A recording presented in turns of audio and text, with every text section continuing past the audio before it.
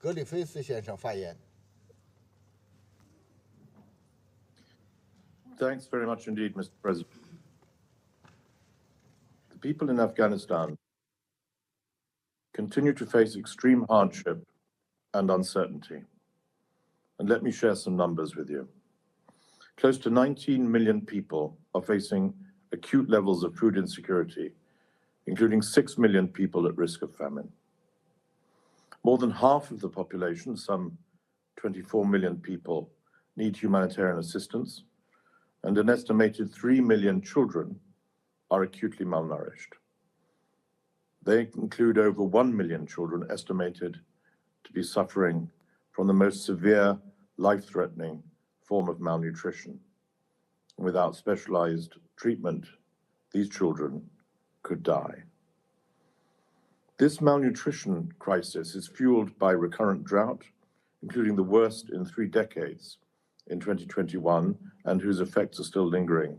8 out of 10 Afghans drink contaminated water, making them susceptible to repeated bouts of acute watery diarrhea. Around 25 million people are now living in poverty, and 3/4 of people's income is spent on food. There's been a 50% decline in households receiving remittances. Unemployment could reach 40%, and inflation is rising due to increased global prices, import constraints, and currency depreciation. So these relentless layers of crisis persist at a time when communities are already struggling. In June, a 5.9 magnitude earthquake affected over 360,000 people living in high-intensity areas, impact areas. And since July, heavy rains have led to massive flash floods across the country and indeed the region, killing and injuring hundreds of people, destroying thousands of homes, as well as thousands of acres of crops. Afghanistan has also witnessed unprecedented levels of internal displacement and population movement.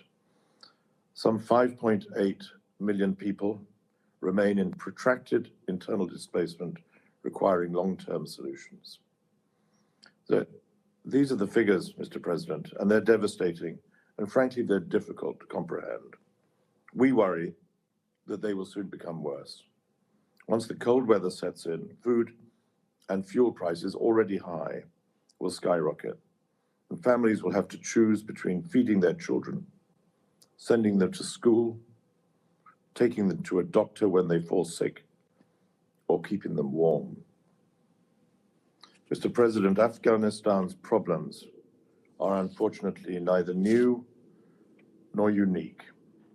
Conflict, poverty, climate shocks, food insecurity have long been a sad reality for Afghanistan and for many other countries around the world.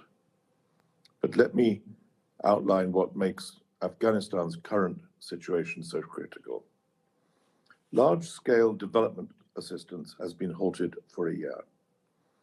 Before the Taliban's takeover, Afghanistan was already facing severe levels of food insecurity and malnutrition. And these levels have, of course, deteriorated since development aid was halted, affecting families everywhere, from rural communities to urban centers. The operating environment, second point, is extremely challenging. Engaging with the de facto authorities at national and subnational levels is labor intensive. There's no confidence in the domestic banking sector, heading to a severe liquidity crisis. International financial transactions are extremely hard due to de-risking and overcompliance of global banks. Humanitarians have brought in over $1 billion in cash to sustain program delivery, but the liquidity and banking crisis continues to impact delivery of assistance and on the daily lives of Afghans. The humanitarian exchange facility that we have discussed before, intended to temporarily and partially alleviate this liquidity issue, is still under negotiation and review by the de facto authorities. Women and girls have been pushed to the sidelines, as we have observed also in this chamber. The meager gains the country made to protect women's rights have been quickly reversed. It's been more than a year since adolescent girls in Afghanistan last set foot inside a classroom. In the 21st century, we should not need to explain why girls' education and women's empowerment are important to them, to their communities, to their countries, and indeed to all of us. Mr. President, Afghanistan is a humanitarian crisis, but it's not only that. It's an economic crisis. It's a climate crisis. It's a hunger crisis. It's a financial crisis, but it is not a hopeless crisis. Humanitarian organizations have done their utmost to provide the population in Afghanistan with a lifeline. Despite the many challenges that we have just been reviewing, UN agencies and NGO partners have mounted an unprecedented response over the past year, reaching almost 23 million people in need of humanitarian assistance. We all expanded humanitarian operations to reach affected communities in all the 401 districts of Afghanistan's 34 provinces. This was possible. This was possible because of a reduction in conflict, the introduction of cash shipments, the $1 billion that I have referred to, Mr. President, and the adoption of Security Council Resolution 2615. But of course, humanitarian aid will never be able to replace the provision of system-wide services to 40 million people across the country and the need to support those services on a sustainable basis. Mr. President, preserving basic service delivery alongside humanitarian assistance remains the only way to prevent a catastrophe even greater than we've seen these many months. Poverty is deepening, the population is still growing, and the de facto authorities have no budget to invest in their own future. It's clear to us, I'm sure it's clear to all of us, that some development support needs to be restarted. Humanitarian programming must and will continue, but the UN country team in Afghanistan, under the exceptional leadership of Ramiz Al-Akbarov, the resident and humanitarian coordinator, is developing its strategic framework for next year, for 2023, to address these broader basic human needs. More than 70% of Afghans live in rural areas. If agriculture and livestock production are to be protected, if they're not, millions of lives will be risked, and the country's capacity to produce food for its population imperiled. Hospitals and clinics at district and national levels must be kept running, their staff employed and paid. Nutrition centers, preventive care must be maintained. These are all the basic services to which we refer.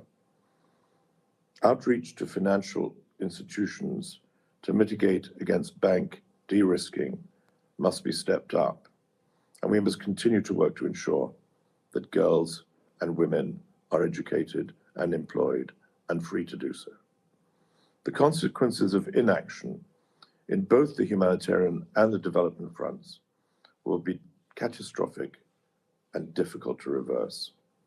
Currently, the humanitarian response plan for Afghanistan has a gap of $3.14 billion, with over $600 million urgently required to support priority winter preparation, such as upgrades and repairs to shelter, warm clothes, blankets, and so forth. We're up against time. These particular contributions are needed within the next 3 months. In addition, $154 million is needed to pre-position supplies, including food and livelihood assistance, before the winter weather cuts off access to certain areas.